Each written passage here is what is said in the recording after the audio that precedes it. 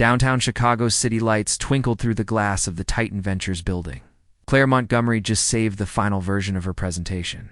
Her eyes felt heavy after 13 hours staring at market research data. As she stretched her arms, hearing her spine crack in 3 places. The clock on her computer showed 10:15 p.m. in bright blue. Claire slowly gathered her things, placing her notebook and tablet into her canvas tote bag. At 28, she had learned success required sacrifice. Every late night was a step toward her dream career. Growing up in a small apartment on the South Side with her single mother taught her the value of hard work. Her mother worked 2 jobs to send Claire to college, and now Claire was determined to make it all worthwhile.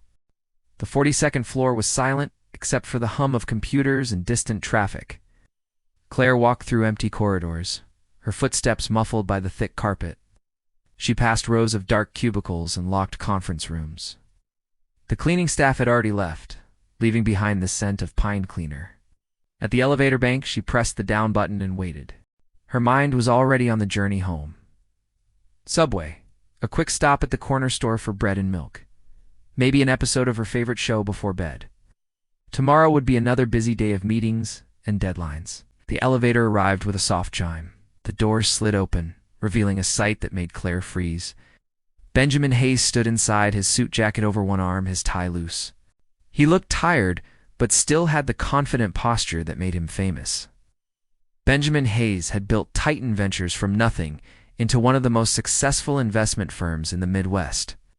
At 36, he was known for his sharp business instincts and his fair treatment of employees. Forbes had just featured him in their issue on young entrepreneurs. Claire had seen him in company meetings, but they existed in different worlds within the same building. She stepped into the elevator quickly, hoping her surprise didn't show.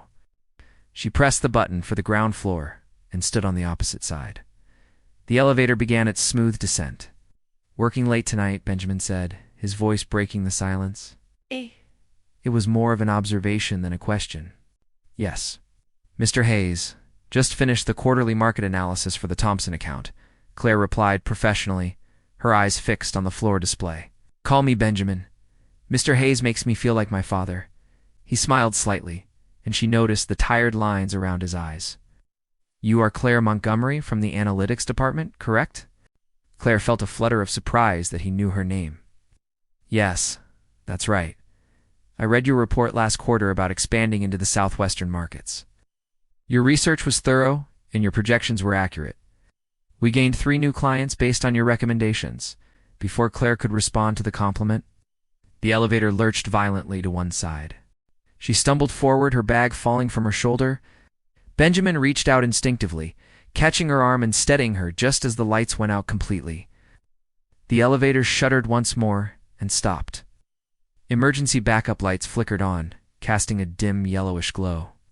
An automated voice crackled through the speaker. "Attention! This elevator has experienced a power disruption. Please remain calm. Building maintenance has been alerted. Estimated wait time is approximately 45 minutes to 1 hour." Claire's heart started beating faster. She was trapped in an elevator with the CEO of her company. She tried to smooth her hair, wondering if she looked as exhausted as she felt. Benjamin pulled out his phone and frowned. No signal. The metal walls block everything. He looked at Claire, almost amused. "Well, this is certainly not how I expected my evening to end. Are you afraid of small spaces?" "No, thankfully not. Just embarrassed that you have to deal with this inconvenience." "Why would you be embarrassed? Unless you planned this as some elaborate way to get a private meeting with me," he said with a slight smile. Claire laughed despite herself. "I promise this was not my strategy for career advancement."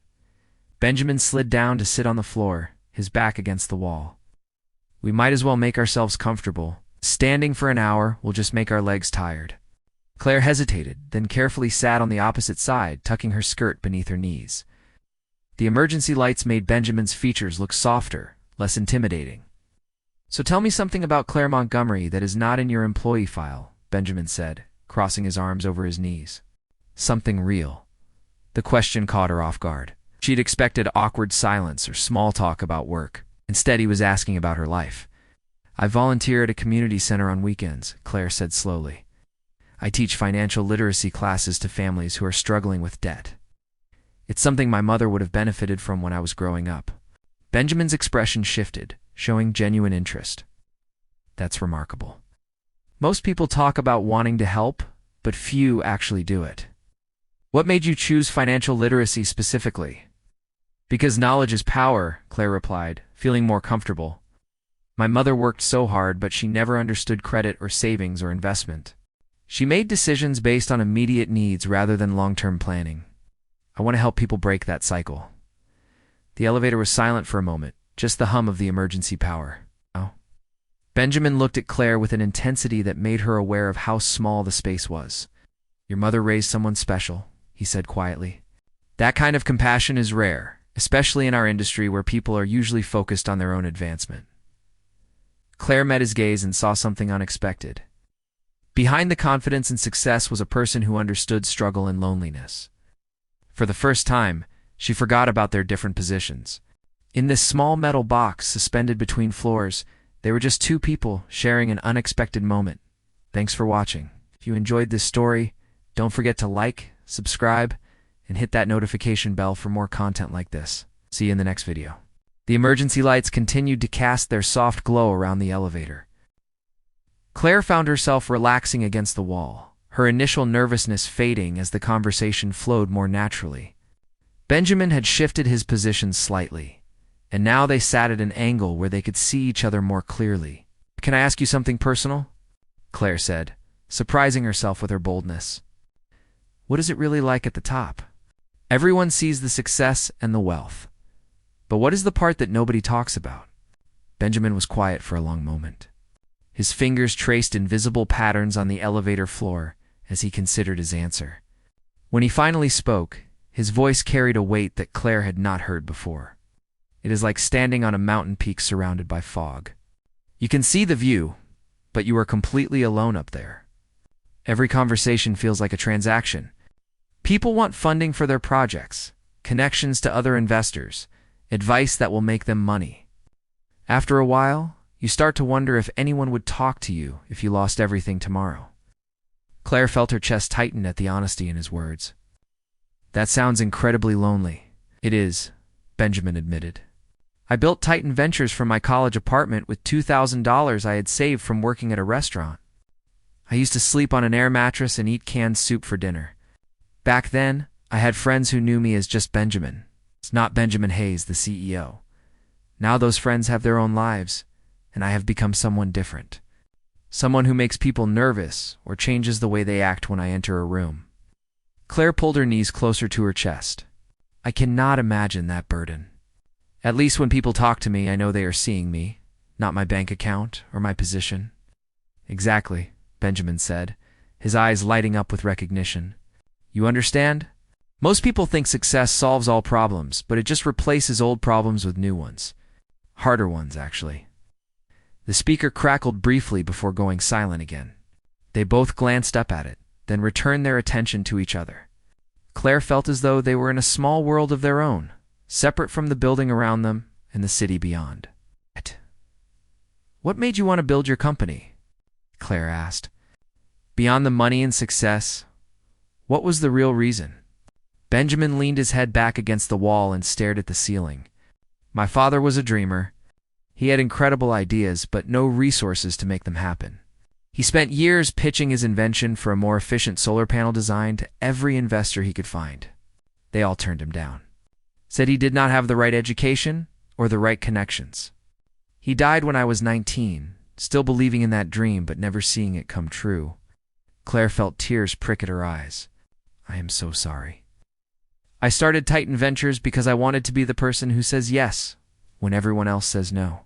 I wanted to fund the dreamers, the people with brilliant ideas who just need someone to believe in them. My father deserved that chance, and now I try to give it to others." The vulnerability in Benjamin's voice touched something deep in Claire's heart. She had imagined him as someone who had always been confident and successful, never considering the pain and loss that might have driven him. "That is beautiful," Claire said softly. "Your father would be proud of what you have built and why you built it." Benjamin looked at her with such intensity that Claire felt heat rise to her cheeks. "Thank you for saying that. Most people just see the profit margins and the portfolio returns. They do not ask about the why behind it all. Well, I think the why matters more than the what, Claire replied. Anyone can make money, but not everyone can make a difference. They fell into a comfortable silence, but it was different from the awkward quiet at the beginning. This silence felt intimate, like two people who had discovered they spoke the same language, even though they came from different worlds. "What about you?" Benjamin asked, shifting to face her more directly. "What are your dreams, Claire? Beyond the career ladder and the promotions?" Claire hesitated. She had not shared her deepest hopes with anyone in a long time. Her friends thought she was too focused on work, and her family worried she was pushing herself too hard. But something about this moment, trapped in this small space with Benjamin, made her want to be completely honest. "I want to open my own financial education center," she said, her voice growing stronger as she spoke. "Not just weekend classes at a community center, but a real place where people can come and learn without judgment. A place that offers free workshops on budgeting, saving, investing, understanding credit. Everything my mother never had access to." Benjamin's face showed genuine excitement. "That is an incredible vision. Have you started planning for it?" "I have notebooks full of plans," Claire admitted with a shy smile. "Business models, curriculum outlines, potential locations. But it requires capital I do not have yet. I am saving every month, but it will take years before I can even think about making it real." "Have you considered looking for investors?" Benjamin asked, leaning forward with interest. Claire laughed, but there was no humor in it. "People like me do not usually get meetings with investors. We do not have the connections or the pedigree. We work our regular jobs and save our money slowly, hoping that someday we will have enough." "That is exactly the kind of thinking I want to change," Benjamin said passionately. "Good ideas should not be locked away because someone does not know the right people. Your education center would help real people in real ways. That matters more than half the tech startups I see that are just trying to make a quick profit." Claire felt a spark of hope ignite in her chest. "Do you really think it could work?" "I think it could change lives," Benjamin replied without hesitation. "Including yours." The elevator suddenly hummed with a different sound. The lights flickered once, and they both looked up expectantly. But then everything went quiet again, and they were still trapped between floors. "I am glad the power went out tonight," Benjamin said quietly, his eyes never leaving Claire's face. "Why?" Claire whispered, her heart beating faster. "Because otherwise, I would have ridden down in that elevator, gone home to my empty apartment, and never known that someone like you existed in my building. We would have passed each other in hallways forever, staying in our separate worlds." Claire felt something shift inside her. The way Benjamin looked at her made her feel seen in a way she had never experienced before. Not as an employee or a number in a database, but as a person with value beyond her productivity.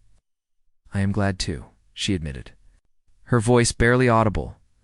Benjamin reached across the small space and gently took her hand. His touch was warm and careful, asking permission without words. Claire did not pull away. Instead, she let her fingers intertwine with his, feeling the connection between them grow stronger. Time seemed to move differently in the elevator. Claire had no idea if 10 minutes or 30 minutes had passed since they had been trapped. Her hand remained in Benjamin's, and neither of them seemed eager to break the contact. The warmth of his palm against hers felt like an anchor in the uncertain darkness. "Tell me something else," Benjamin said, his thumb gently tracing circles on the back of her hand. "Something you have never told anyone before." Claire took a deep breath. The intimacy of the moment made her brave in ways she had never been before. "Sometimes I am afraid that I will spend my whole life chasing success and wake up one day realizing I missed all the important moments. The connections, the love, the experiences that actually matter. I see my mother's life, how hard she worked, and I wonder if I am making the same mistake by putting everything into my career." Benjamin's grip on her hand tightened slightly. "I think about that every single day. I have more money than I could spend in 3 lifetimes, but I eat dinner alone most nights. I have a penthouse apartment with a view of the entire city, but there is nobody to share it with. Success feels hollow when you have nobody to celebrate it with." "Why have you not found someone?" Claire asked softly. Someone who sees you for who you really are. Because most people see the lifestyle first, Benjamin replied honestly. They see the cars and the restaurants and the vacation homes. By the time they realize there is a person underneath all of that, we have already built a relationship on the wrong foundation. And then there are the people who are intimidated by success, who feel like they could never measure up, so they never even try. Claire understood what he meant. She had always assumed that someone like Benjamin Hayes would want someone from his own world. Someone with the right education, and the right family background, and the right social connections.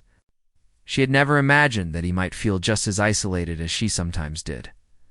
What if someone saw you as just Benjamin? Claire asked. Not Benjamin Hayes, the CEO, but just a person who happens to be successful. Would that be different? Benjamin looked at her with such tenderness that Claire felt her breath catch. That would change everything. And right now, sitting here with you, I feel like that is exactly what is happening. Before Claire could respond, the speaker crackled to life with a burst of static.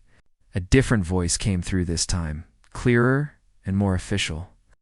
This is Captain Rodriguez from the fire department.